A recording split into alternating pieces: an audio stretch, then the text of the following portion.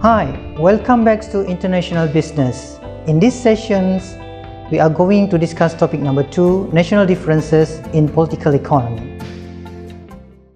In understanding international business, at least we need to understand two country differences.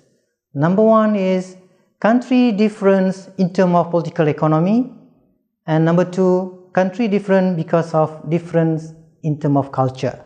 So in these topics, we are going to discuss differences in political economy. There are three differences in terms of political economy. Country differences because they are different in terms of political systems, country difference because they are different in terms of economic systems, and country different because they are different in legal systems. So what is the political economy? So you may heard these terms quite sometimes. So can you explain what is a political economy?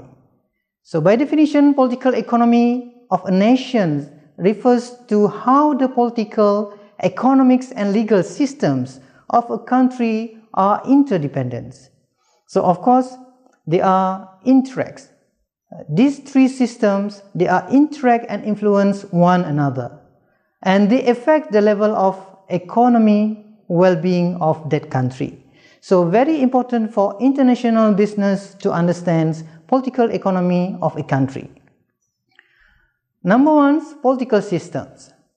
So as you know that we have or we adopt different political systems. We have collectivisms, we have individualisms. So by definitions, political system refers to the system of governments in a country.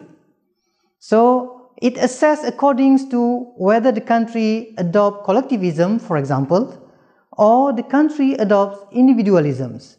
Or we also can assess the country whether the country they adopt democratic systems or they adopt totalitarians. Okay, now we want to assess a country according to differences in terms of political systems. So as you know that country may adopt collectivisms as a political systems. Japan, for example, is well known for collectivism. So in Japan, we have to expect that Japanese, they are working in a team, as a group, as opposed to individualisms. Where in US system, for example, the country tends to be individualisms, where every individual has a free working style, and they are not really dependent on working as a groups. So as opposed to Japan's, US are quite different in terms of working style. Okay, the other one is the way they make decision makings or the way they make business decisions. So in here we can assess, for example, the system based on democratics or totalitarians. So democratic means decision making made by so many people, but totalitarians means decision made by top management, only top management involved. Whereas in democratic systems, most of the staff in organizations, they will be involved in making decisions. Secondly, we have differences in terms of economic systems. There are three types of economic systems we practice in this world. So number one, we have a market economies.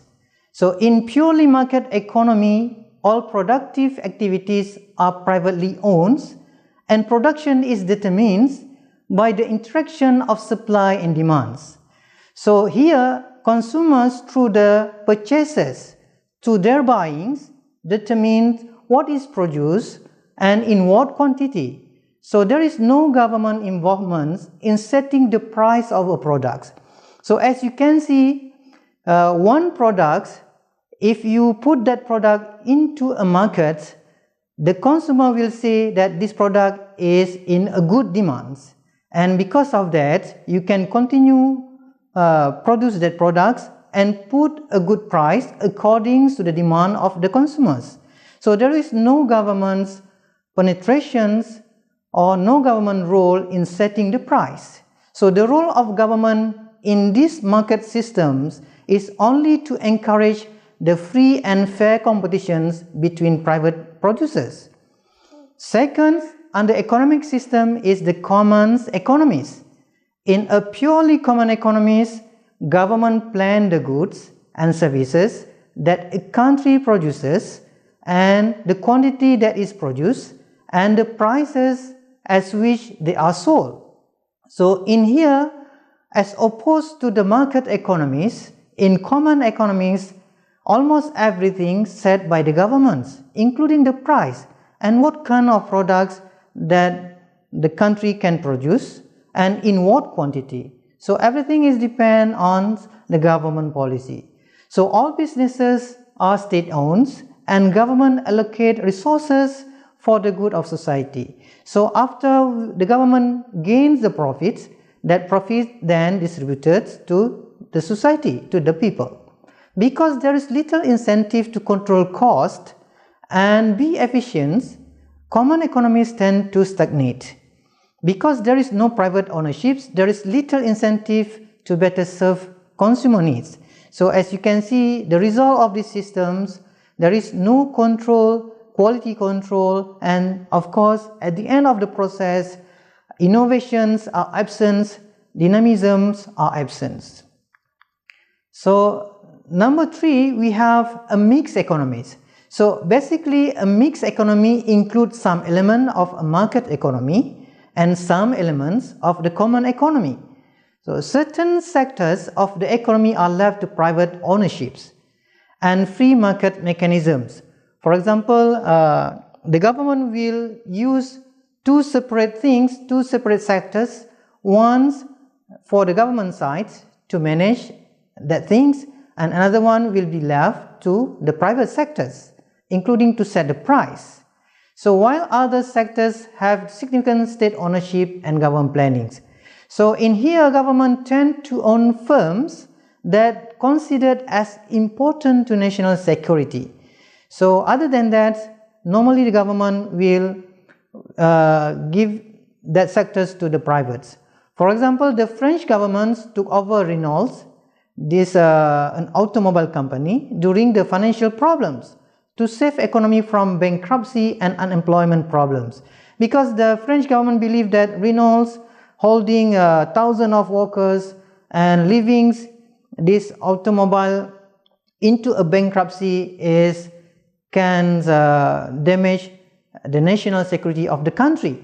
So in other countries, for example, the government will manage which is considered as important to the national security. The government will take over or will put some influence to manage that sector.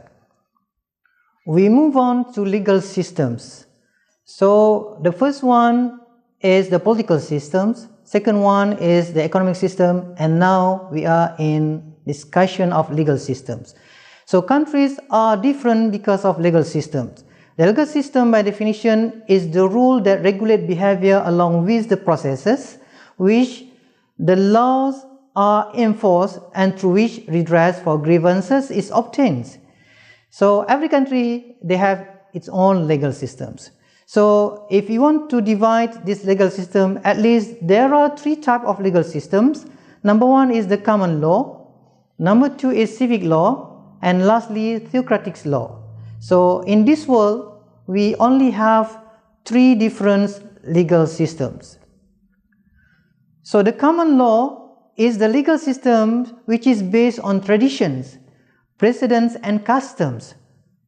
You may find this legal system in so many countries, mostly of Great Britain former colonies, including United States, Malaysia, Singapore and others.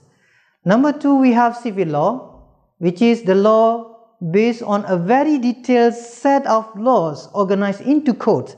And you might see a very thick books written to quote, to write on this law. So we can find this type of law in more than 80 countries, including Germany, France, Japan, Russia, Indonesia and others. So lastly, we have theocratic law based on religion teachings or religion principles. So one of the most famous or widely used theocratic law is the Islamic law, which is the law based on the Islamic principles or Islamic teachings. What is the nature of economic transformations? The shift toward a market system involves if one country wants to make existing system into a new system which is more to market-based systems, at least we need to have two actions. Number one is deregulations.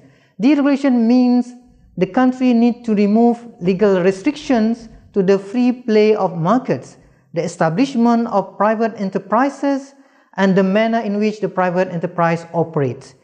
So number two, privatizations transfer the ownership from the state property into a hand of private investors. So the governments shifting from market-based systems shifting from the existing system to market-based systems. One of the actions that they need to do is privatizations, which is transferring the ownership from the government body, from the government's institutions, from the government's property into the private sectors. The creation of legal systems is to safeguard property rights. In these topics, we have learned differences in political economy of a country. So countries are different in terms of political systems, economic systems, and legal systems.